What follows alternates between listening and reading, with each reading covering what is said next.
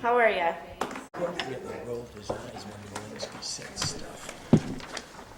Good evening and welcome to the December 2nd, 2015 Calaveras Council of Governments meeting. We'd like to start with the, I don't see it on here, but I'd like to start with the Pledge of Allegiance. I pledge allegiance to the flag of the United States of America and to the republic for which it stands, one nation, under God, indivisible, with liberty and justice for all.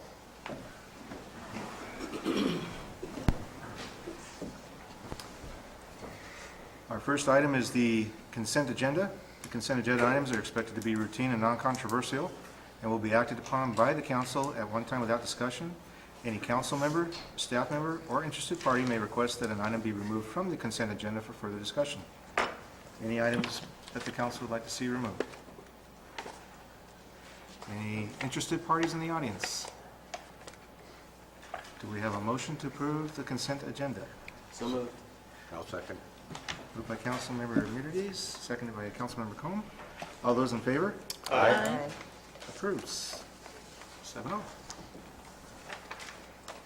Public comment. 5 minutes per person. Comments shall be limited to items of interest to the public that are within the subject matter jurisdiction of the council.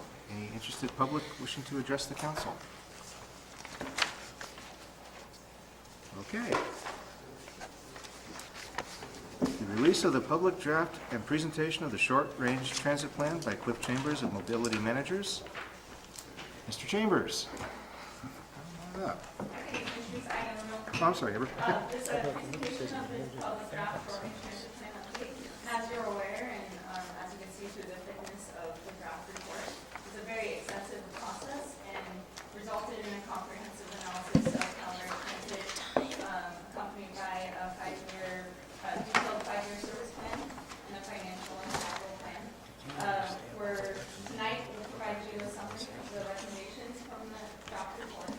We'll be providing the public with an opportunity to review the draft report by comments until January 4th. You can access the draft report on our COG website. And then we'll be bringing back a final draft with response to comments to the COG board in February, asking you to accept the final draft report and adopt the performance standards. So at this point, I'll introduce Cliff Chambers with Mobility Plans, who's been the consultant who wrote the report and did all the work. So he'll provide the presentation. Thanks, Amber. Oops. Okay. Well, this slide is kind of the introductory slide for the short-range transit plan, and it's particularly adept because it shows the passengers boarding and getting off the bus. The whole focus of the short-range transit plan is looking out as a blueprint for public transportation service development over the next 5 years, with the hope of improving services for the passengers over that time frame. This is actually the fourth presentation that I've made to this board on the short-range transit plan over the last 2 years. I've given you in the past a lot of background information, which I'm not going to repeat here. I'm really going to focus on the four bottom items of the purpose, which is in April we had a board workshop, a joint meeting between the Board of Supervisors and Angels Camp City Council, where we talked about goals and performance standards, and we're going to provide the recommendations for that, provide the recommendations for the service plan, comprehensive marketing plan, and establishes an operating and capital financial plan. So, first, we got a lot of input during that April workshop. The recommended mission statement that came out of that is to provide safe and cost-effective public transportation services throughout Calaveras County to serve the mobility needs of residents and visitors who need public transportation. We actually, in our original draft, had a little bit longer version. The county made a very good suggestion of making it shorter, and I think this really works well. It's short, concise, and to the point. From that goal-setting workshop in April, we really have four recommended goals that come out of that. And there's aligned performance standards that go with each of those goals. The first goal is to really provide an effective level of service in response to demonstrated community transit market needs. And there's two key performance standards that go along with that. The first is the passengers per vehicle service hour, and that's essentially how we measure transit productivity, the number of passengers that board a bus in 1 hour of service. And the minimum standard that is recommended is 6 passengers per hour. The system-wide is 9, and as of 2013-14, it was about a little over 7 passengers an hour. The second key performance standard to measure for that goal is annual ridership. And in 2013-14, the ridership was around 69,000. Our hope is over the next 5 years that you can actually exceed 100,000 passengers. So that's the target standard. The second goal is really a service efficiency goal, that public transportation services that are financially sustainable within existing local, state, and federal funding programs in a cost-effective manner. So we have 3 suggested performance standards for that, one of which we've talked quite a bit about in my previous 3 presentations before you, is the operating cost per vehicle service hour. And at that time, I mentioned we did a peer analysis, and the $89 per hour inflation index is the recommended standard, and that happens to be the peer average that we did back in September of 2014. The minimum standard was $100 per hour, and the current status is as of the end of 2013-14 was $113.26. The 2 other measures are subsidy per passengers, which essentially is the amount of taxpayer dollars per passengers that go into the system. It's the total cost minus the revenues to come to the subsidy per passenger. And you're very familiar with the whole fare box recovery ratio. And by state law, there's a requirement of 10% minimum, but I think through time, a target standard would be 12%. And in fiscal year 2014, it was 9.3%. The third goal is really the service quality goal, and basically that service delivery that should ensure that all transit programs be provided at a high quality of service. And there's 2 performance standards here: on-time performance and frequency between buses. The on-time performance is actually measured if it has scheduled time points, that it's 90% of all runs on time is a minimum standard, 95% on time would be the target standard. And the status was about 60% back when we did an onboard survey back in 2014, and 12% early. There simply needs to be adjustments to some of those time points. The buses are operating fairly well. There just need to be adjustments to the time points. And the other one is the frequency between buses. The fourth and final one is really the safe and accessible standard. And in terms of accessibility, the span of service is the performance standard, which right now you're pretty well meeting with Route 1 between 5:10 and to 7 p.m. The minimum standard would be between 6 a.m. and 7 p.m. The target standard would be to 8 p.m. For safety, the primary performance standard is really the miles between preventable accidents, and I've given you the range. Those currently aren't reported in the performance report, and we recommend that you do that. So that gives you the framework to work within in terms of the goals and some very measurable performance standards that you can look at over time. So the service plan essentially has 7 key elements, and we also talked quite a bit about this at the April workshop, where we talked about having a core spine route between Valley Springs and Angels Camp.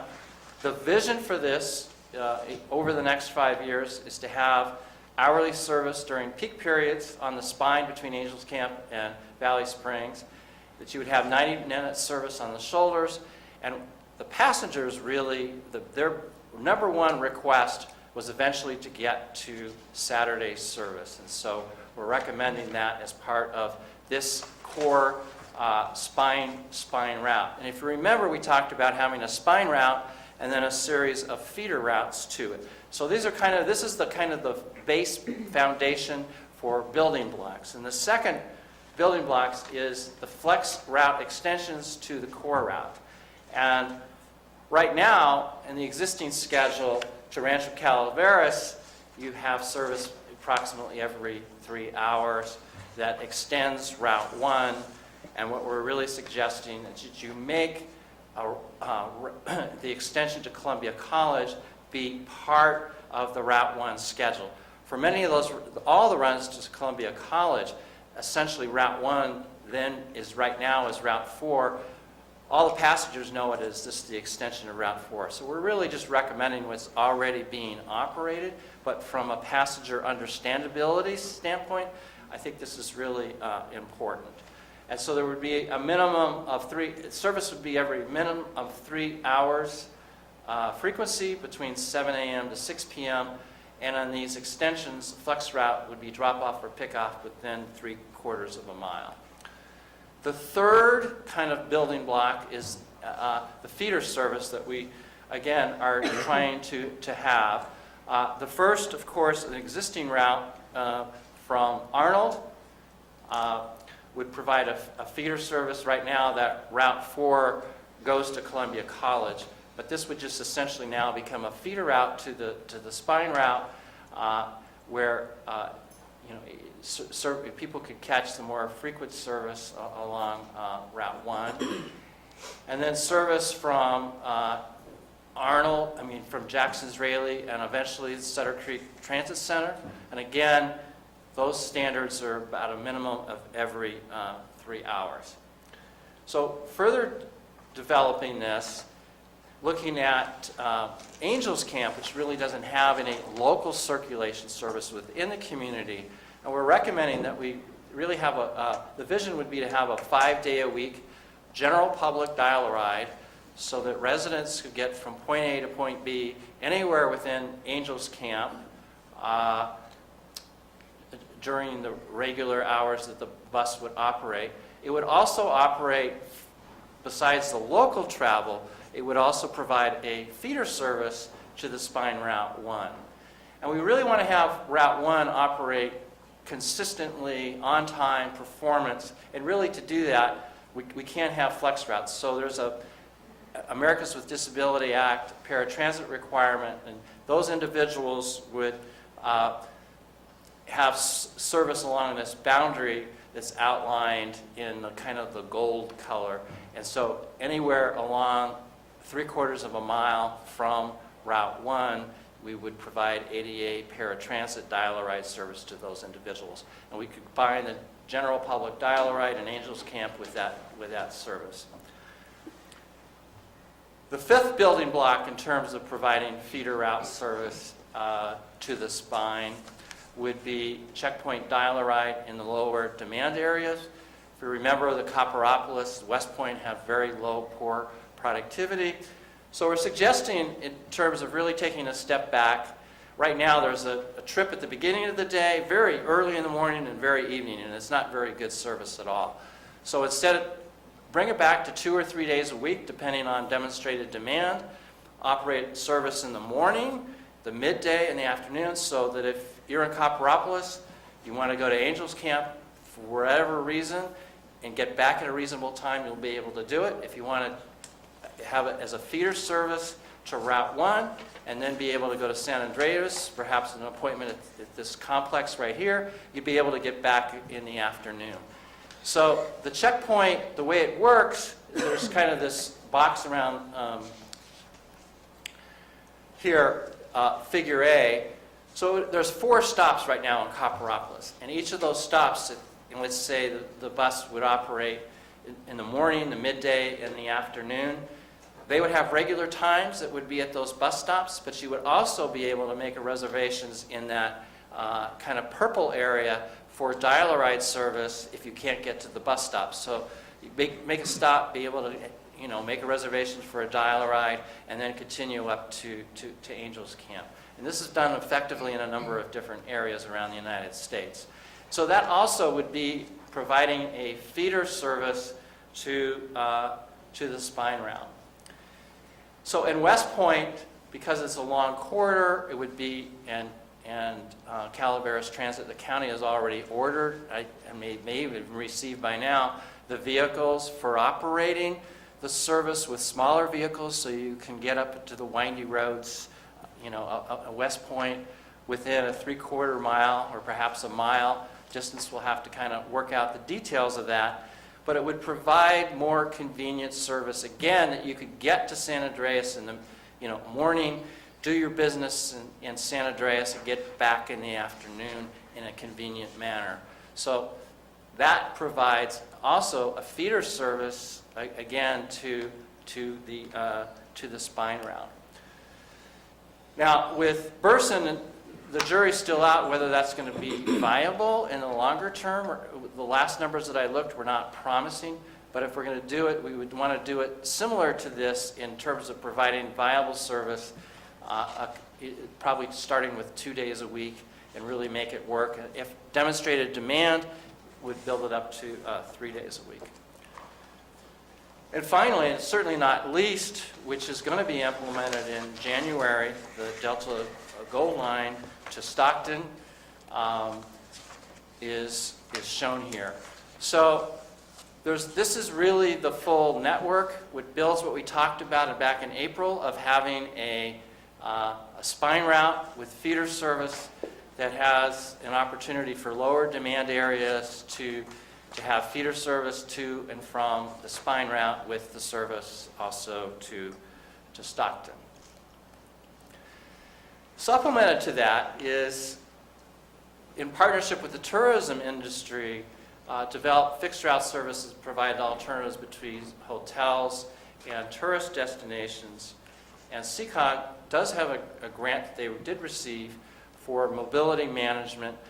One of the stark statistics in that very thick document that you have is that between 2010 and 2020, the number of seniors 75 and above is almost going to increase by almost 50%. So the aging population in this county is really growing rapidly, and not all those individuals are going to be able to drive, and they're going to need other alternatives besides traditional public transportation. So volunteer driver mileage reimbursement, taxi vouchers, and recommended in more detail in the full plan. But this provides a wide mix of diversity of services to meet the growing demands for public transportation. Okay, so the marketing plan. So you can have really good service plan. I think we put together the spine and feeder route that we talked about back in April. But unless you communicate what's available in an effective way, you're not really doing your job, and you're not going to be able to maximize the ridership and get the fare revenues that you really need. So the marketing plan, which is in the full document in quite a lot of detail, has 4 key objectives. One is visibility. The branding of Calaveras Transit is quite good right now. There's good signage, and there's consistency between what's on the buses and the passenger guide. We want to make sure that the passenger information is very easy to use. It's available in print, electronic, at the stop, that you continue to develop marketing partnerships and ridership promotion. So I won't go into a lot of detail, but just to say there's these key marketing recommendations. Although there's really consistency in terms of the logo and the image on the buses, etc., the one thing that we could do as an update is implement a more dynamic and appealing paint scheme. My colleague Selena Barlow recently did this for El Dorado Transit. It's a much more visible vehicle instead of the white vehicle that you currently have with the logo on it. So anyways, this is more of a potentially a long-range kind of thing that would provide an update to the service and provide promotion. The second one is to upgrade the passenger guide to provide more user-friendly timetables, for example. So we're going to have all these array of new services. The time would be to really have a very user-friendly passenger guide and to widely promote it and have it available for the public to have access to. The third is to decrease the availability of electronic passenger information. When we did this survey on board the buses, we found that 75% of the passengers, although a large majority had incomes of less than $15,000, still had cell phones. In fact, and almost half back in 2014 had smartphones. And we're finding in all the surveys we do for various transit agencies around the western United States, that percentage continues to grow.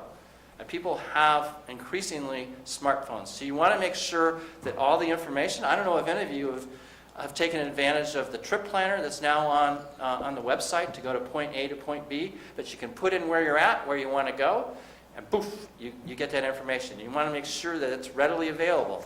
As part of the budget for this year, there's the budget for AVL GPS system for people want real-time information in terms of when is it going to arrive? I'm waiting here, but I want to know when it's going to get there. And the phone that we're all carrying now has the capability of providing that information.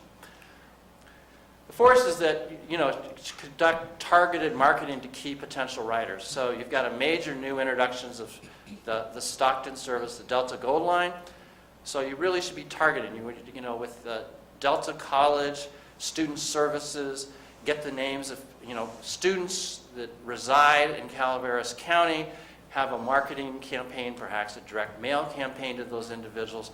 Those are the kind of target marketing that we're talking about. Or in West Point, you got this new service that you're going to implement. Not only go out there with gatekeepers, the community organizations, etc., to have very targeted marketing to those specific populations. And finally, you're going to have a mobility manager, and you should use that mobility manager for the full array of mobility options that are available, and take advantage of that resource for marketing and communications. Okay, so the next section is on organizational exceptions, options, and recommendation. The current organization for transit is the Calaveras County Board of Supervisors is the governing board. The Department of Public Works is the agency that is responsible for public transportation. The Fleet Shop provides the maintenance, and the county contracts with paratransit services to provide services. When I presented to you over a year ago on the results of the maintenance and organizational analysis, we highlighted the factors that were responsible for the significant rise in the cost per vehicle service hour from $69.85 in 2008-09 to $114.51 in 2012-13. Provided 12 strategies for addressing the structural cost issues, and the county has proactively implemented some, certainly not all, of those recommendations. We had the workshop where we presented you details and examples of other areas of how transit is organized. And then our goal-setting workshop, we received input on the goals and performance metrics. So the key question for you really is this, is whether the existing organizational structure is capable of achieving the recommended goals and performance standards that I outlined just a few minutes ago. Is that structure able and to be that? That's a question that you need to address as a board, and so does the Board of Supervisors. The recent performance trends, in looking at just the facts of what's been happening, so we have, again, the target of $89 per hour, which is the peer average. The minimum standard was $100 per vehicle service hour. But in the budget that came out for the 15-16 budget, when you do the math, the final budget was still almost $124 an hour. So we've gone from $113 an hour, $13-14, to, if the budget plays out, to about $124 per hour. The recommended performance standards for vehicle service hour, we went through just a bit ago. It increased from 6 passengers an hour in 0809 and made really good positive increases to 2011 and 12, but then it's declined steadily to a little over 6.5 in the mid-year 2014-15 report, and I still haven't seen the year-end 2014-15 report to see what the final numbers are, but there's been that decline in that important productivity standard. So my conclusions are, in looking at the numbers and doing the work and the analysis of this, are this: that the performance trends and the 2015-16 budget goes in the opposite direction from the findings and recommendations that I really made to you back in September 2014. My hope was, in doing those structural changes and addressing the full array of those 12 strategies, that instead of going from $113 an hour to $124, you start gaining progress down to from $113 towards that, at least the minimum standard of $100 an hour. So just looking at the facts and the numbers, I think keeping public transportation with Calaveras County as a lead agency will likely continue, and it's certainly not certain, but based on what I've seen, to increase costs at a greater rate than estimated inflation. So my conclusion is there is a need to change the organizational structure to make Calaveras Transit more cost-effective and responsive to the mobility market needs in Calaveras County. Back in February, again, I presented this full array of institutional options, and I'm not going to go through all of them now, but so basically they ranged from retaining Calaveras County as a transit administrator with trying to make it more efficient, to form a new joint powers authority, creating a Calaveras Transit Agency for transit administration and contracting for maintenance and operations, to hire a professional transit management firm, to form a joint powers authority for transit administration and directly hire those individuals, like this is done in Amador County, and create a regional transit authority among the 3 counties. And I gave you all kinds of information back in February for this, and it's repeated in that full, thick report. But I think the key thing here is what is the recommendation of the short-range transit plan from me? And that is that I really feel that forming a Calaveras Transit Agency with the new Joint Powers Authority with the following features would be best for the riding public and having more service available to them. And that is, the features would be for shared governance with the Calaveras Council of Governments, you all. So, and essentially, the way it works, for example, in Tuolumne County that has the same structure, they sit as the Tuolumne Transit Agency and then the Council of Governments, just back-to-back meetings. They have shared staff with the COG and are able to incorporate mobility and active transportation into the mobility options. And as I said, Tuolumne County, but I recently did work up in Modoc County. They have the same kind of structure, same as Lassen. And here's my view on the expected benefits. As evidenced by the peer review that we did, their overall cost per vehicle service hour can be significantly lower, resulting in additional service levels with more vehicle service hours with the same budget. And if you look at Tuolumne County, the amount of service that they provide is significantly higher than you have here. They operate around $90 an hour, which is about the target that we want to get to. The second benefit is essentially what I started out saying. What we're really doing is to try to improve the service levels for people who really need public transportation. That's the bottom line, is that would be more transit service for the riding public. And there would be, in my opinion, there would be strong management leadership that provides Calaveras Transit the ongoing attention and priority that it really deserves. There's the opportunity for innovative mobility options for implementing this plan for the spine and the feeder service and making that happen. And there's, with the Calaveras Transit Agency, there's also the potential for integration of transit administration with CCOG, functions of transit planning coordination, public outreach, and oversight. Again, just like your neighboring county, Tuolumne County, is doing.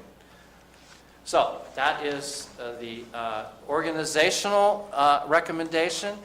Finally, my final section here really is, before I summarize, is the financial plan, which is a key component of the short-range transit plan. And there's a whole chapter that's in great detail in the full report. But I'm just going to summarize some of the key points here. And I guess some of this is off the screen, but that's fine. There we go. So essentially, what we're trying to do in here, again, is increase service levels by having service improvements increase the vehicle service hours from about 11,200 to almost 19,000 by 2019-20. In doing that, the operating costs increase from $1.4 million to $1.9 million, and the operating cost, though, per vehicle service hour goes down to $97.31, which is below the minimum standard. And again, remember we said we'd index that $100 by inflation, which is estimated with inflation at $104.04. So we're able to get below that by even with having to spend additional funds on transit. And how do we do that on the revenue side? Well, essentially, what this is going to require is that you use all Transportation Development Act, LTF, the local transportation funds for transit, which is what the purpose for those funds are to begin with. There's many unmet needs that are not being met with the passengers right now, and we would use all of that money for public transportation purposes. The fares would increase because you're going to have more frequent service along the spine, better feeder service to the spine, and it's you're going to then reflect higher fare revenues. You're also going to have incremental service improvements that really, this is dependent on revenue sustainability. You know, we've made projections, and I worked with CCOG staff in terms of the local transportation fund trends, but all projections are all based on the economy, etc. So the detailed plan has service improvements that are incremental to make sure that we're not extending too far into the future without making sure that those service improvements are sustainable over time. So the plan itself is built in safeguards so that we're not immediately going to 60-minute service on Route 1, but it really will be done in increments over time. And that's the way that the plan is structured. In terms of capital costs, over the 5-year period, and mostly this year, is purchase of 11 buses totaling $144,000. Significant bus stop improvements, and you can see in the chart here, 2016, there's almost $1 million of capital improvements. A lot of it has been backlogged and now is budgeted. The mobility manager, it's just the way that the 53 funding guidelines allow those expenses to be capitalized, so it's included in the budget. It's a little odd, I know, but that's just the way they allow it. And capital costs are a lot easier than operating costs, so it's a good thing. And then there's a placeholder value for $2.3 million for an operations and maintenance facility that you would own, and that would be further studied in a long-range transit plan that I understand that planning process has been delayed. But anyways, there is in the plan a placeholder value for that and the placeholder value is based on experience elsewhere. The capital revenues are really a whole array of different funding sources from the Transportation Development Act, and 5311F, this funding the Stockton service. And I think the funding is available. We don't know what the kind of funding would be for the operations and maintenance facility for that $2.3 million. That would have to be identified as part of that feasibility study. So that gives you a quick overview of the financial plan. There's a great deal of detail on the full plan. But my summary conclusions are this, that really the short-range transit plan, going back to where we started in this, is really a blueprint for development of the service over a 5-year period with a focus on the customer. I really feel that the mission that we're recommending can be achieved with strong leadership and management to make Calaveras Transit a more efficient and effective operation. Recommendations are made for phased-in service improvements to meet the growing public transportation needs in the county. We're recommending a new organizational structure. The Calaveras Transit Agency to recommend is recommended to provide leadership to meet the customer mobility needs in a more cost-effective manner. And it's recommended that all local transportation funds be utilized for transit purposes. We're also recommending a service monitoring program that will use the recommended performance standards to ensure that any phased expansion of service is sustainable. So with that, I'd be happy to answer any questions. That's a lot of information, I understand. Council? I'm curious, your slide indicating a drop in ridership mid-year 2014-15, was there anything that you could attribute that to? Was there a change in policy, routes, logistics? Well, there was actually, some increases in service with the implementation of Rancho Calaveras. So you increase the number of hours. So the ridership of the Rancho Calaveras service wasn't as productive as some of the other, and it helped to bring it down in that particular, probably that had to do with that particular case. Jim? Okay, go ahead. More detailed questions, I guess, in the performance measures. The 90% on time target, does that apply just to the spine route? It should really be on all regular fixed route services. And again, you'd have to make some exceptions if there's a flex route, kind of a thing. But the spine route in particular is really important to keep that on time. And so the 90% really, it should, between the service from Arnold and the service from Jackson's Rayleigh, they have very limited, flex routes that are flex stops that are provided. But the 90% is really so that people can really rely on the service on a regular basis. I understand the desirability of it, but I think given the flex service, practically to hold an operator responsible for that as a minimum, it really needs to be limited to the fixed route. Okay. That would be my suggestion. Okay, Otherwise, that's a good suggestion. in the revised recommended organizational structure, what role do you see for Public Works within that? Well, I think, that's really a decision that the Board of Supervisors ultimately will need to make, since they are the governing body. Your recommendation doesn't get into that then? Well, I think, my recommendation is that, looking at this and being involved with this over the last 2 years, it's seen where, the performance levels have been. It's my recommendation that I think a change in leadership and management would be, a good thing. And I think, but I can't, it's a recommendation, and the Board of Supervisors is the ultimate decision maker, in that. I guess where I'm coming from on this, if the board were to decide to start implementing in that direction, it seems Deborah in Public Works, I talked a little bit with staff earlier today, has done an excellent job. Perhaps not in cost management, we can discuss that, But what has been done well is catching up and getting capital projects done.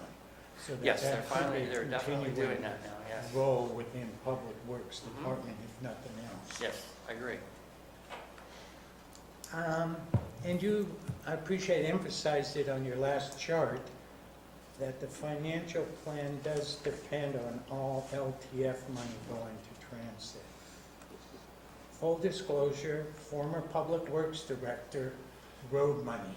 There's very little road money out there.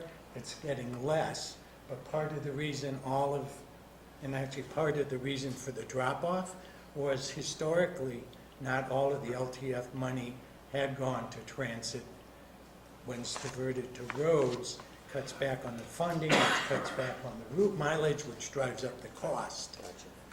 So this is a big decision, and I'm not sure it has to be made today, but it does seem, I love the plan and the routes and the structure and what's proposed. There's so much to like here, but we have to realize that it potentially is at the cost of all LTF money. I don't disagree exactly with Cliff. That money was intended for transit, but it also was intended to be available in rural counties for road money if There's no no unmet needs that are reasonable to me. and reasonable is the key. Well, I think, that's, and again, that ultimately is a policy decision. There's many counties around California that use the rural counties around California that use all their LTF money for transit, and their service levels are better. Again, it's a matter of, what you want to do in terms of the writing, public. So that is, again, a policy decision. And I don't know the answer. I'm not even sure where I'm at on this, but Jeff isn't here to talk for roads, so I did want to just throw that out to be sure we all fully understand what we're giving in order for what we're getting. Right. Thank you. Well, we're not truly making any decisions on this today. We're No. just hearing from you. You're hearing my presentation, you're hearing my recommendations based on this two years of work, and you have the full document in front of you. Question. Just to follow up on that LTF fund discussion, do we know approximately in terms of percentage how much of the LTF funds are dedicated toward transit versus other uses? Melissa, what did we say in that table? About 43% goes to transit? This year. Yeah. 43% We went for over transit? The last, the last 3 years, so we did 12, 13, 13, 14, and 14, 15. Like 46% went to transit, 17% went to streets and roads, 2% goes to bike and pedestrian, 29% went to COG for TDA administration and planning purposes. 10%, if you don't remember, there's an in-fund reserve. So currently there's over 100,000 in a reserve within the LTF. So this year, the streets and roads allocation is $416,000. So, And we received That- $845,000. yeah, that funding source has a great deal of discretionary uses in it, so I that, wouldn't say it's a great deal. well, but it sounds like it's fairly flexible in what you can use it for. There are priority order according to the Transportation Development Act, so obviously a percentage goes off the top to the county auditor to provide the auditing services, a percentage off the top for TDA administration and transit planning, and triennial performance audit, short-range transit planning. Then you have the 2% bike ped that's required, and then the priority order would then be transit. After, if there's no unmet transit needs, once we go through that annual process, then we make available to the city and county percentage by population of the excess LTF that remains in the fund. Now, that funding that we do make available for them for streets and roads can be utilized as the city and county see fit. Oftentimes, it's used for road maintenance. I hear there's the potential to use it this year as match funding for the emergency federal funding that the county is receiving for the burn area. You could also, the county is oftentimes using it for bike and ped planning and facilities I believe that that was a Board of Supervisor priority at one point in time. So it's once it becomes that excess LTF, then it's up to the prioritization of the local jurisdictions for use. Okay. And there's lots of information in the full document in terms of how monies have been allocated historically, and then the assumptions that I'm using in terms of, like she's talking about, the money off the top for bicycles, for administration, how that would all work in this particular financial plan. Can you expand on what you mean by TCTA and MoDOC transportation being peer agencies? Well, when we did back, it's been almost 2 years when we first started this project, we decided we would do the maintenance and organizational assessment. And as part of that work scope for that work, we looked at a series of 8 peer agencies.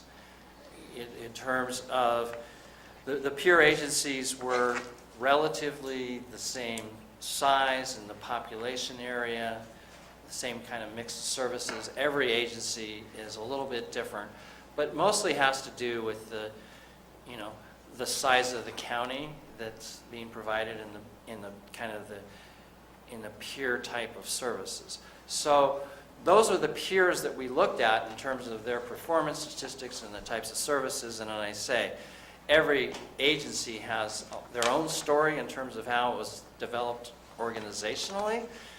But with Tuolumne County, they did go, and so did Modoc County, to this model that I'm recommending, where the COG is also has a separate joint powers authority for a transit agency, and that's the way that they both went. So did Lassen County, did the same thing, and it seems to be really working well. And so it's why I reference that in the analysis. Okay, that makes sense. And I have to admit, on the routes, I had a groan about sending our residents of the county to Rayleigh's when we brought it up the last time. So I guess that's still a little burr under my saddle, but now I'm reading that we also want to extend that to the Sutter Creek. Well, Is that new? it's really passengers where if you were in your car, you're able to do that and go to Rayleigh's. So it's giving people who don't have a car or access to the car the same opportunities to do, the shopping that they need to do. And that's really what drives it. I guess I'd rather send them to Save Mart in Angels Camp or Marvell, but Well, they do have that choice, right? yeah. Yeah. Yeah, but we're not paying for them to go to, we shouldn't be paying for them to go to Rayleigh's. Okay. But the other thing too is, I don't remember you saying that you wanted to send them to the Sutter Creek transfer station at the last presentation. Is this new? Well, I'm sorry, I must have hit a clicker. I didn't mean to. It's not new. It's something that came up originally during some of the stakeholder interviews. So they're basically, that's where Amador Transit has its transit hub there. So for example, you can catch a bus from there to be able to get to the Sacramento airport. Right, I'm familiar with it. Yeah. So that's the reason. Right now, the service comes short of that. So it was a suggestion, and I think a very good one, to be able to go a little bit further. And again, it's a matter of affordability to be able to do that, to provide the connections that need to be made. Maybe instead, we could take this route and drop it off where Amador Transit takes them to that bus stop. And we don't have to worry about expanding that. Right. Okay. Am I making any sense at all with it? Well, I think, it's really a matter of, because those services only operate every 3 hours. It's the coordination with what Amador is doing, which has very infrequent service too. So in transit planning in general, we try to have as much one-seat rides as possible to make it convenient for the passenger to be able to make the trip. But if you'd like, we could certainly look into being able to, where we would drop it off, the passenger off for Amador to be able to pick it up. Yeah, well, I would like to see that happen. I mean, it's a hard enough pill for me to swallow to send, we're talking 9 shoppers a trip to a very high-priced grocery store. And now we're going to take them over to their bus stop also. Maybe Amador could help us out very easily without even making a deal with them. Okay. Good. Other council comments? Along those same lines with Amador, I'm on the other side of Tuolumne. Was there any stakeholder input in regards to getting transit to the medical communities, facilities in the Sonora area? I know it's always been Columbia, but didn't know if there was anything associated with healthcare, in and around that Greenlee Road with, There is a transfer at Columbia College okay, for Tuolumne Transit. okay. And so, yes, there was comments during stakeholder interviews about that, but that connection already exists. Okay, that's probably why then. All right. And then in the table, along Jim's questioning with LTF funds, I see that there's a 1/4 cent sales tax that's new. Can you talk about that a little bit? Sales tax that is new. Well, that's what it says on it's on 723 of the big report. Page what? 7-23 on the larger report here. When it's talking about the dollars to run transit, I'm just wondering, Transfer scenario?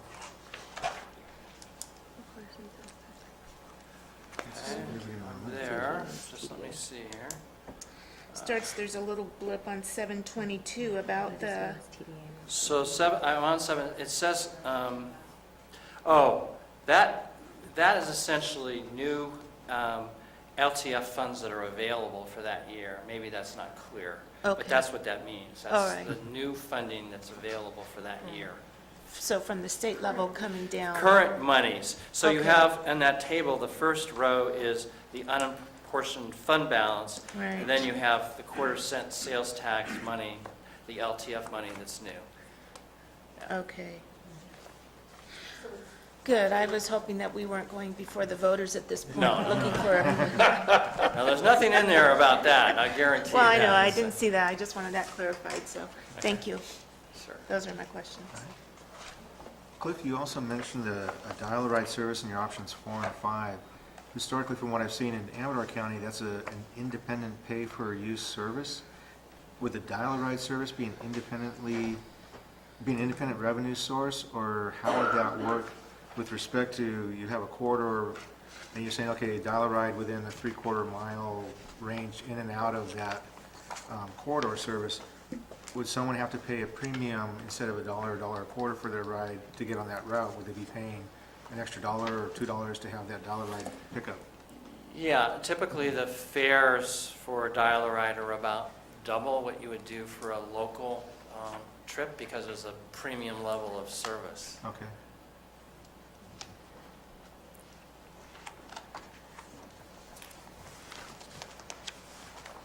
And that, following that then, that's what Jim was talking about, if that, you offer this dial-a-ride service from your main buses going back and forth, that might reduce your opportunity to hit that 90% target if you have the buses deviating from the route to provide that extra premium level pickup or drop-off?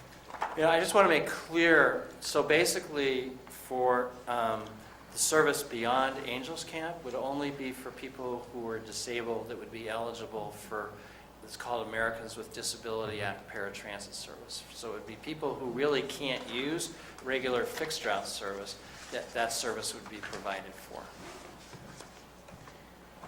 So would these be independent buses then running along the routes handling the dial-a-ride service, or they would be the same buses handling the main route and deviating as No, well? okay, under the service plan that's being recommended, the spine route would have dedicated full-size buses Right. that would make regular stops along that route and would And that's all not they do? deviate Okay, along the route. And so the same dial-a-ride bus And the details would have to be worked out. But essentially, the same dial-a-ride bus that's being provided service in Angels Camp could also provide service. I don't expect a very high volume of people who would need to go who can't use fixed route along that corridor, and they'd have to make reservations the day before, so you'd be able to fit it in the schedule for the dial-a-ride bus for the next day. And so that's the way that kind of service works. And it's really meant, and it is a requirement, it's a civil rights legislation, it's a requirement that if you have fixed route service without any deviations, that you have to provide ADA paratransit complimentary service along that corridor. And since we really decided along the spine to make it consistent, regular service, you'd have to, and it is a local service, you would have to provide ADA paratransit service along that corridor. Okay. Okay. I have one other question, Chair. As we watch our fleet age and we're replacing these buses, and you look at the people that are on the routes, and I didn't catch it in the report. If it's there, please forgive me. Would you suggest in this report that we replace these buses with smaller, more efficient buses? Yeah, in fact, you know, in the capital plan, in the detailed capital, I have a fleet mix that I'm recommending, and the county, Public Works Department has already ordered 2 smaller vehicles for example, to be able to go to West Point. So it's a new mix, but also you do have some capacity problems. I mean, along the spine, you should attract a lot of ridership along the spine, and so those vehicles need to be larger. And so the thinking that I went into, the feeder services are going to be smaller buses, and the spine route are going to be larger buses, and that's in the capital plan. Thank you. Sure. Further council comments? Any comments from the public? Yes. See right here, Jeff. Cliff. Cliff. Hi, Kathy with Common Ground Senior Services. So, Cliff, I have a couple of questions for you. On your recommendations, were any of the private transit companies taken into consideration? For instance, Common Ground has just been approved for 5 vehicles for ADA. We have the Volunteer Center here, and there are a couple of others. And so I'm wondering if your recommendations for the dial-a-ride and your statistics for your seniors, if was any of that taken into consideration? I just want to make the comment that currently Common Ground is providing 50 one-way trips per month. So, and that's with 2 vehicles, and we are expecting 3 more. So I just want to know where that would play in. Excellent question, too. Okay, yes, the answer, was that considered? Absolutely. And I think the whole notion on the slide that in terms of the service plan, number 7, the key element was mobility management. And the type of services that you're providing, there is part of a work program to have a consolidated transportation service agency in the county, which would provide some of these services. And for the growing number of seniors that I did mention in there, there's different service delivery models that are not traditional fixed route or dial-a-ride. That could be volunteer reimbursement program, which we've actually included some dollars in the budget for those kinds of services. And, you know, it's quite possible that, you know, you have an option to look at this in terms of whether it makes sense for the paratransit services to provide the dial-a-ride services, or you could perhaps do it under contract to an existing private provider who's already doing some of that and having a coordinated approach. That's something that's certainly possible for doing that, and I can certainly mention that a little bit more in this. But when we decided to do this, you know, 2 years ago, I think the whole key was that we would, and part of the recommendation, I think, of going for the organizational structure would be able to take advantage of some of those mobility management things, because they really dovetail quite well. And so, yeah, I think it's something that should be done, and it's really part of the whole mobility management thing to do exactly what you're talking about.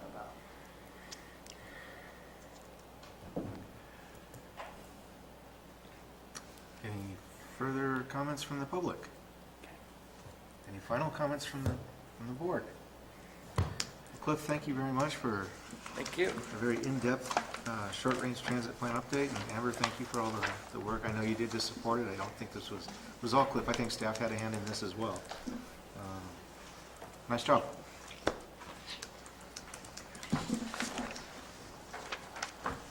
Okay. That was an informational item.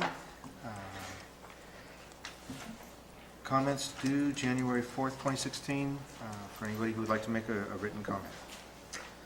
Item number 9, the citizen member appointment process. At this time, the public members of the board get to step down, and we will hand the gavel over to Vice Chair Morse. You back.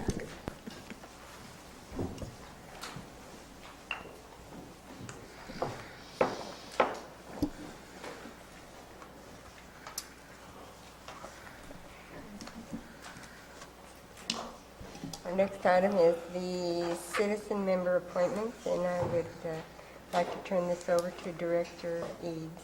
Thank you. We have outlined in our staff memo sort of the standard operating procedures that the elected members of the Council of Governments typically perform during the citizen member appointment process. I'd like to recommend, however, an alternative just to see if the council is interested. Since we have a returning applicant, we have an alternate, that was just recently interviewed and appointed, and then Mr. Justin Contalano, who has interviewed with this board several times. I just wanted to see if the council was interested in just moving forward with appointments. We have 3 applicants, we have 3 vacant positions, and all are interested in a full-time position on the COG board.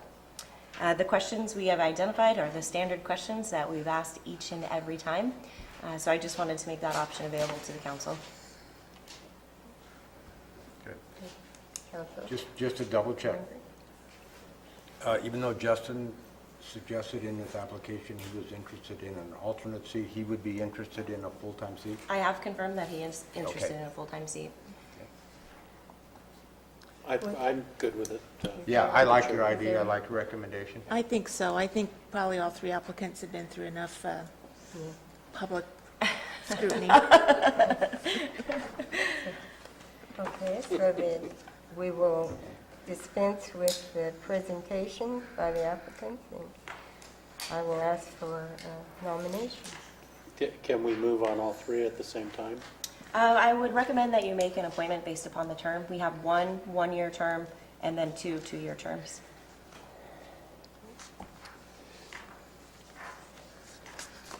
Have any of the candidates expressed interest in either being a 1-year person or a 2-year person?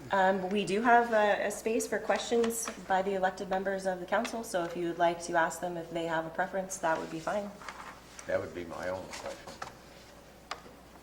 So then we could ask Mr. John Gomes if you'd like to come to the podium. Decision just got harder.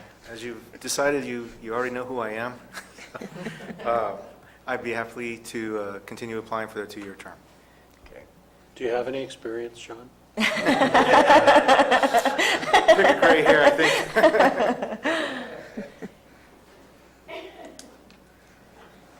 And Mr. Justin Contalano, if you don't mind. I'm fine with any position. I'll take the 1-year position or the 2-year position.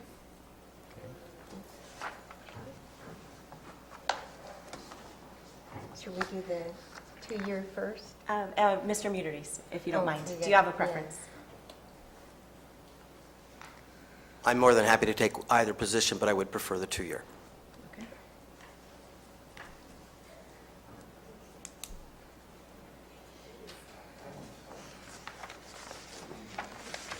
I'd like to make a motion to nominate Mr. Justin Catalano for the one-year term. I'll second that motion. Okay, I have a motion by Councilmember Ponte and a second by Councilmember Kearney to appoint Justin Castellano to the one-year term. All in favor signify by aye. Aye. Passes on a 4-0 vote of the council. And I have another Okay. nomination. I'll make a motion to nominate John Gomes for a 2-year term. I second the motion. I have a motion by Councilmember Combs and a second by Councilmember Kearney to appoint John Gomes to a 2-year term. Do I have all in favor say aye. Aye. Aye. Passes on a 4-0 vote. I move to appoint Timothy Buterdes for the final open position. I'll second. A second. I have a motion by Councilmember Kearney and a second by Councilmember Ponte to appoint Timothy Mittery to a 2-year term. All in favor signify by aye. Aye. Aye. Passes on a 4-0 vote of the council. And I'd like to say welcome. Congratulations. So that leaves the And- alternate member Yeah. We vacancy? have a vacancy. Correct, we do have a vacant alternate member vacancy. All right. That is correct. And I would just like to ask if there was any public comment or comments from the applicants. Any public comment? The applicant, I'm seeing none. I'll close the appointment. And the members will take their official new New seats in February. seat in February. Correct? Okay, Thank thank you. you. May I'll may I turn this ask back for, over. oh, I'm sorry, just clarification. So we have an opening for an alternate? Yes. So are we going to continue to recruit for that? Is that the plan? We will. We will. We Okay. can continue with the Facebook recruitment. The pinetree.net is great, I think, as a marketing tool. I probably will not continue with Calaveras Enterprise. It gets expensive, these recruiting processes. Okay, But we can continue to leave that open until that vacancy is filled. okay, thank you. The website, yes, and called Facebook.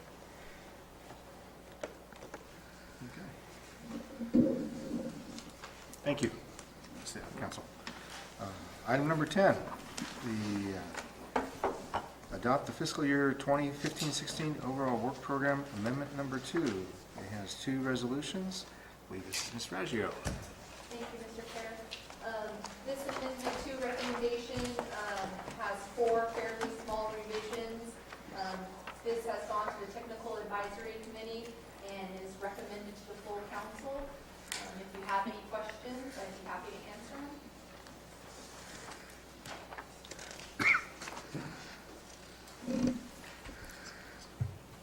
Just an informational question.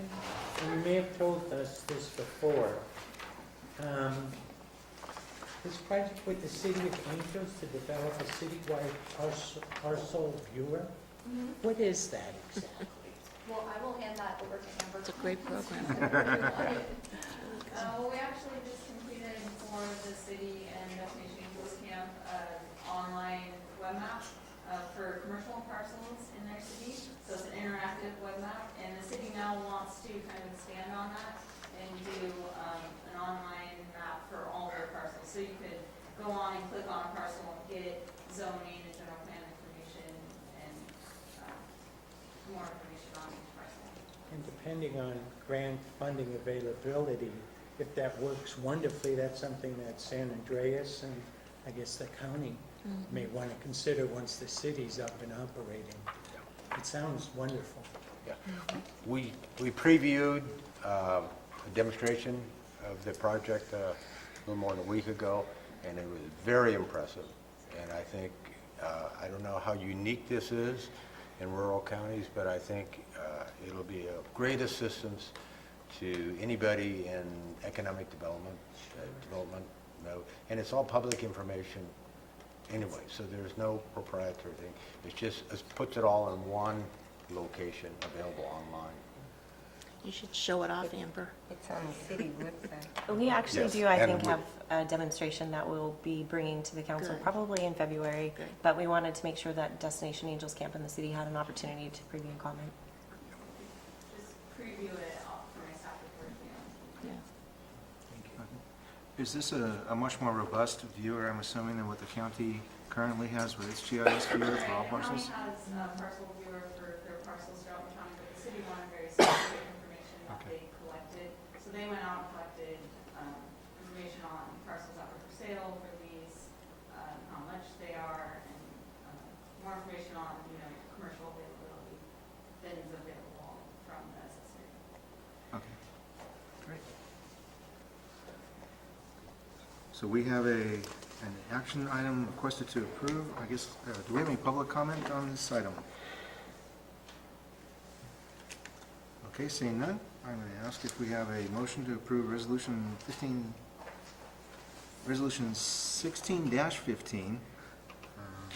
and Resolution 16-17. Yes. Okay, Second. I'm sorry, I'm make asking for the motion. I'll second. There's a motion by Councilmember Heminger, seconded by Councilmember Conti. Any further discussion by the council? All those in favor? Aye.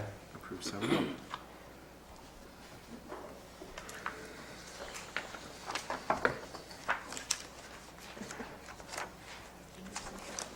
This drives me crazy. So spoiled with our other program. Okay. Action item number 11, Resolution 15, fiscal year 16-18, approving the submittal of the 2016 Arctic program to the CTC and direction to execute the letter of agreement between Alpine, Calaveras, Mariposa, and Amador. Thank you. Staff recommends the approval of this item. I have one clarification. The resolution as attached in the document is 16-13. I do, however, recommend approval of this resolution and seek your direction to submit to the CTC and execute the letter of agreement between the multiple agencies in partnership. I'm happy to answer any questions that you might have. Any questions by the council? Any comments by the public? Do we Make a have motion to approve. Second. Motion made by Councilmember Pani, seconded by Councilmember Entities. All those in favor? Aye. Approved 7-0. County report. I don't see any county members wanting to put their heads up here. Maybe we'll postpone that till February, and we'll go to a transit report.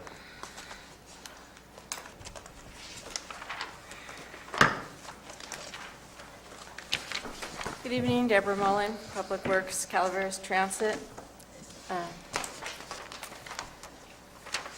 In regards to the short-range transit plan, we'll be presenting some written comments before the next meeting, before they're due on January 4th, and I hope you read them.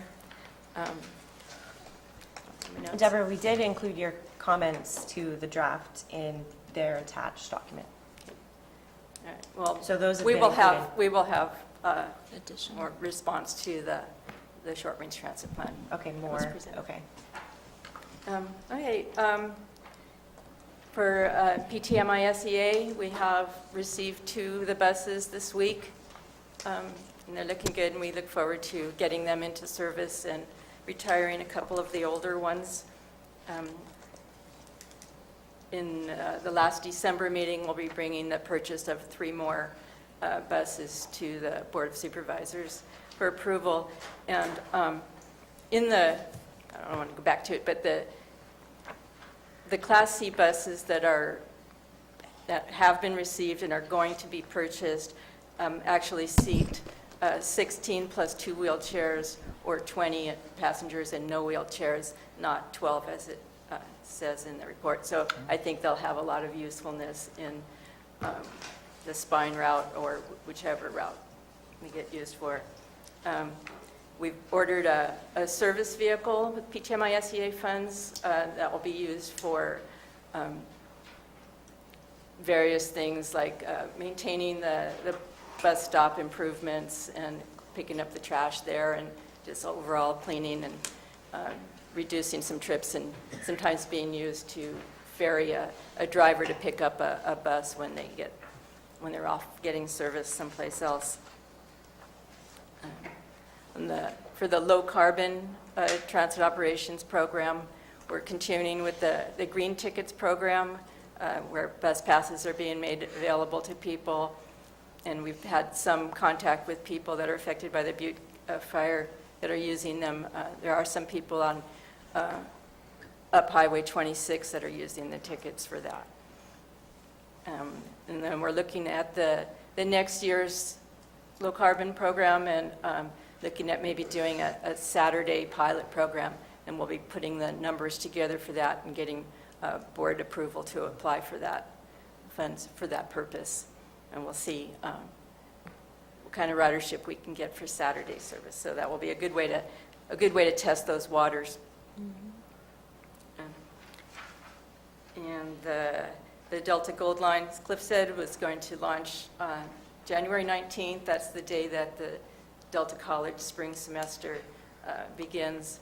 And we just have agreements now close to being executed with San Joaquin RTD, so that we can use their locations but not hold them liable.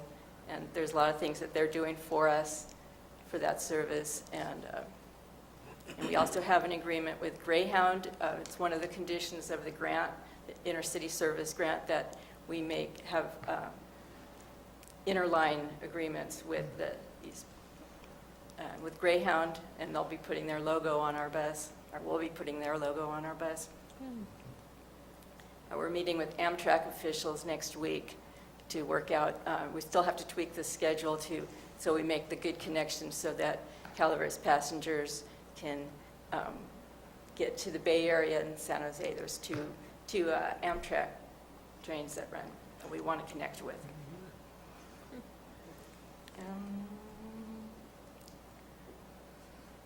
That's all I have, unless you have some questions to direct me someplace. How did the Stuff the Bus come out? Stuff the bus, thank you. That was huge. It was great. And I have totals, results. 4,493 pounds of food, 151 turkeys, 19 hams, and $1,923 cash for the Santa's Express, the Resource Connection food drive. So that was a great success. Calaveras Transit drivers volunteered their time at this, as did many of you councilmen. And I think that was a great event. Thank you. Any further questions from Any other, council? any other nudges? Thank you. Debbie, Deborah, I have Columbia College opened up a Calaveras Community Outreach Center in Vallecito. Ceremonies were held yesterday for that, and they have some classes starting in the spring. One of the items noted was, as they want to expand based on community needs and wants and so forth about what kind of classes, they're looking for support for Calaveras Transit with getting students dropped off and picked up at that location. So I wanted to share the schedule with you. This starts in January, much like Delta College, and see if there's anything that possibly can be done there. And this is also in regards to classes, this is another form, Deborah. In regards to classes, it's also a student center to where students can go to the Vallecito location and be able to register for classes, take necessary testing to get into classes, pursue financial aid, talk to a counselor about career development. They plan to start with Tuesdays, a dedicated day to having a counselor there every Tuesday, and that need will grow too based on demand, or the council will be there by appointment only. So I see this as a potential opportunity for transit to network with Columbia College in this endeavor. in trying to do something in that Vallecito area, so. It's funny how I did just reach out to them this week, to Columbia College, and they're going to be contacting me about outreach opportunities, so. we Good. They definitely- also might even be looking at signage on the bus. You might make mention of that and nudge that along. I would love to sell them some Yeah, advertising. I mentioned it to them as a way to promote, because that's one of the areas that they're struggling with, was getting the word out. Sometimes their information gets buried in their course catalog, like on page, 38 of a 40-page catalog. So they're looking for fun and different ways to promote these classes. So I mentioned the bus to them. They're also trying to look at signage up and down the Highway 4 corridor area as well. That's a little bit more challenging because that's a Caltrans. I see him here tonight, so maybe we can get a plug there. But anyway, they're looking for different alternatives to promote this particular We do center. have some advertising space also in the bus shelters. Good. Hit them up. That's all I have. Thank you, Deborah. Any further council comments? Thank you, Deborah. City report, Mr. Hamham.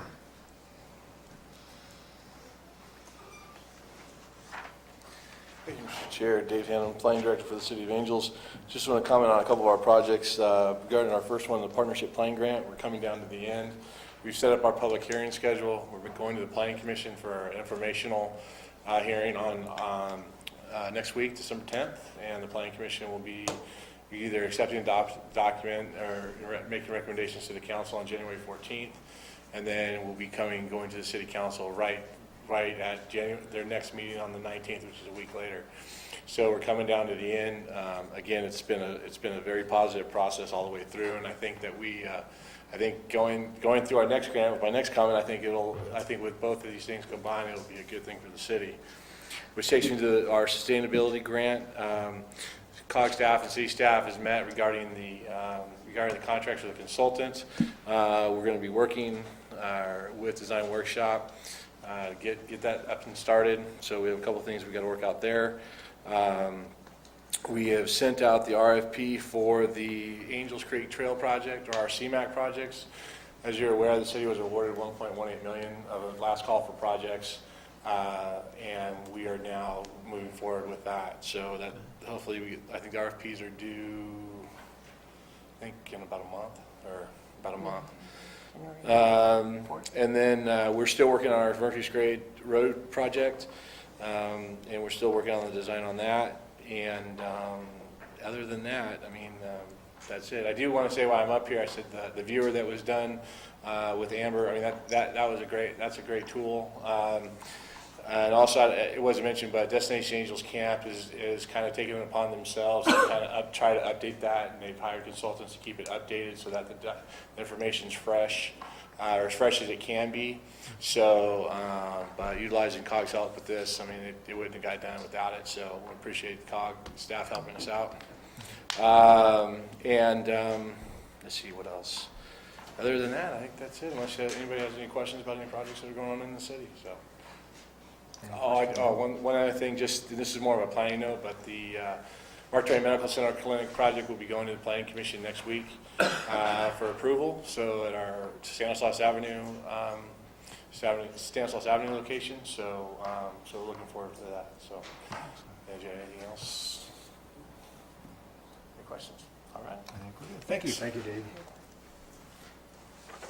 Caltrans report, Mr. Baker.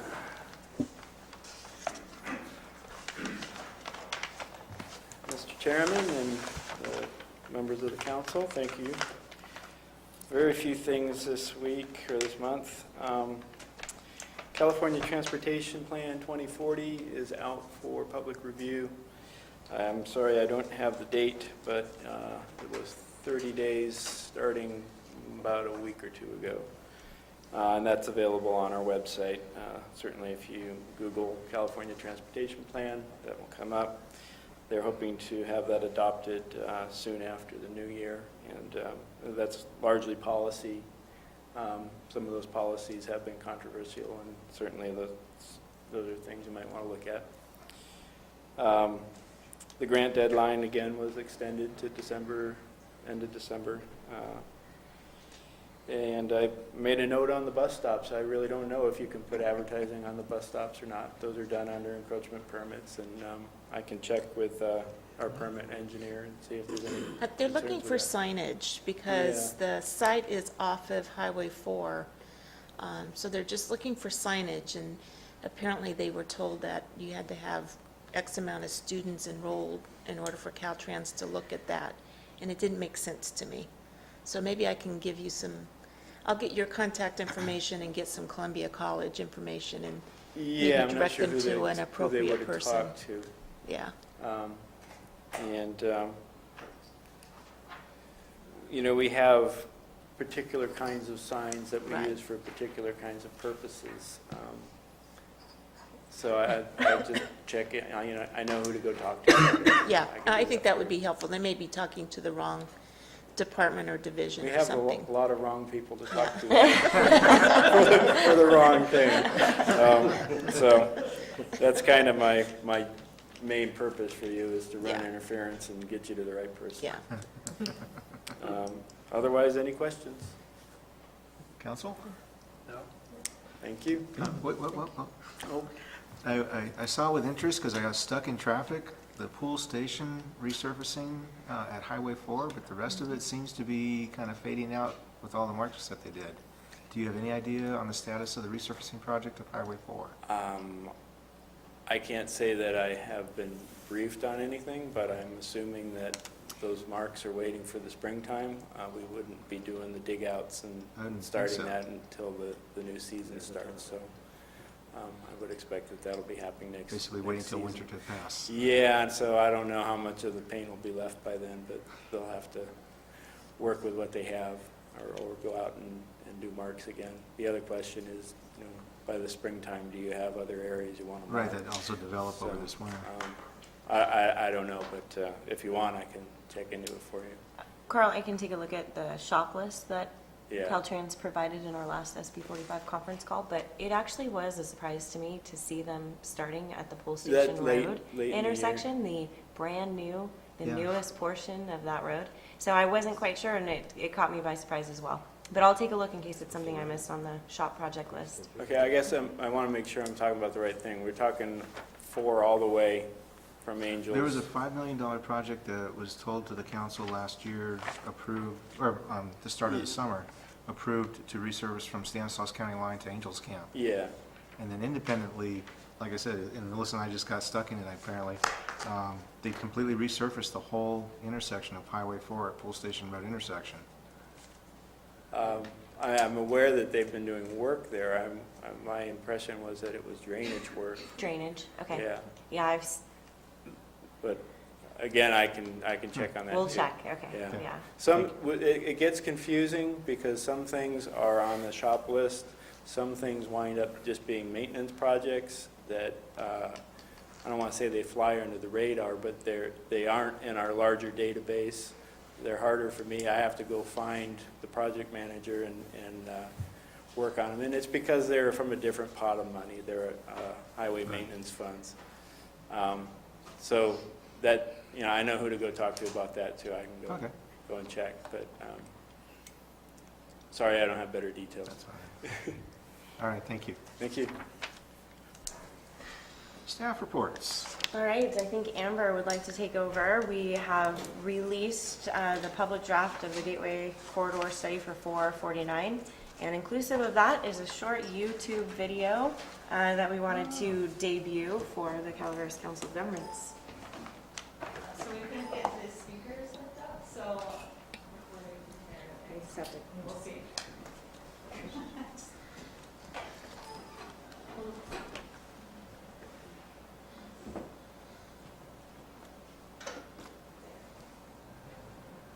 The city of Angels Camp is known as the home of the jumping frog, as well as being the base camp for mountain recreation. There is a growing demand in the city for economic development, but transportation conflicts created from the intersection of 2 major regional highways inhibit future growth and limit the sense of place within the historic city. State Route 49 and State Route 4 currently converge at one intersection and have many contributing factors that lead to major congestion for local travel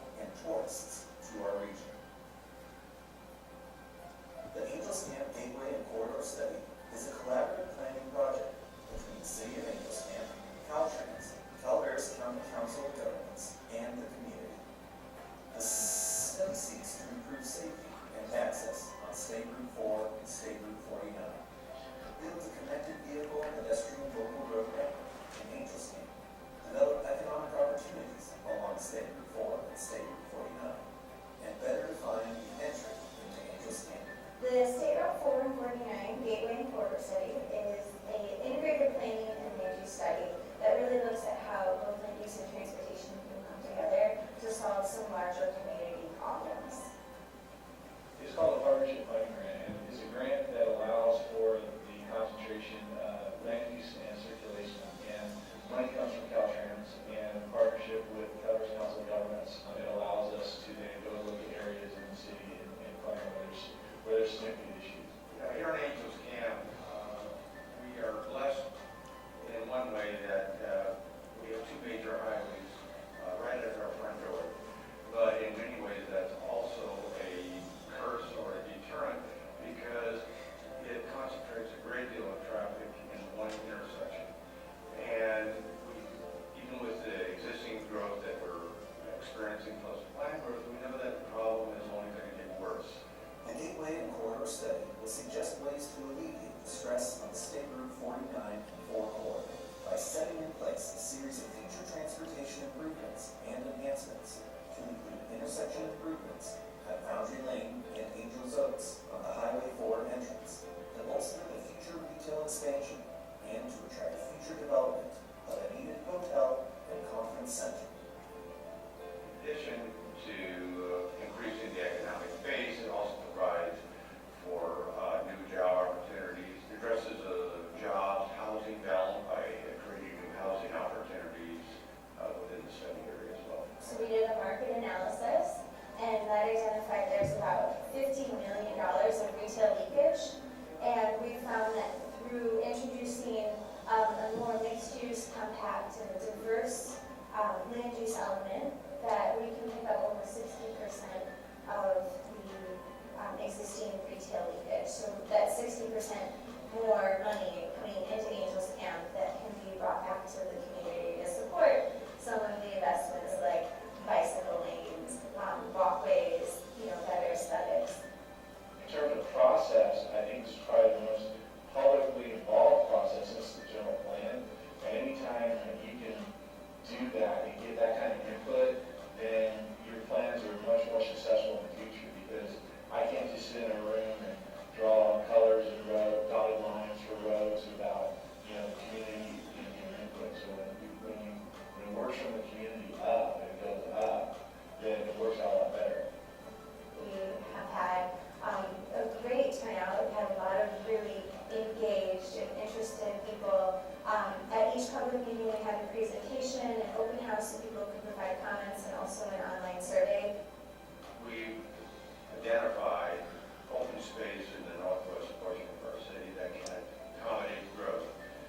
It's right along the intersection of two major highways, and from a developer perspective or an economic perspective, it's functional and it works. It's definitely a vision for the future. It's not going to happen overnight. It's going to take time. It's going to take private development. It's going to take the investment of Caltrans, of the city, of the county, and of course of the community to really see the vision implemented. For more information, go to planningangelscamp.com. Nice job, Chris. And that's it. So the report's available on the website if you'd like to check it out. Very nice. I don't have any further information to add. So I take it that was your staff report, Amber? Carly? All done? All right. Council reports. Mr. Heminger. I'd like to first express my gratitude of being able to be a member of this board for the last 2 years. It's been a very positive experience, and I particularly want to thank Melissa and the rest of the staff who've been just wonderful, answering questions and so available whenever I've needed a question or an answer. They've always been there and never laughed at a dumb question, answered the tough ones. So it's hard to ask for much more than that. So thank you, and I look forward to still stopping in on the meetings and wishing COG and everyone success as you move forward next year and beyond. And thank you one more time. Thank you, Jim. You'll be missed, Joe. Yes. Yeah.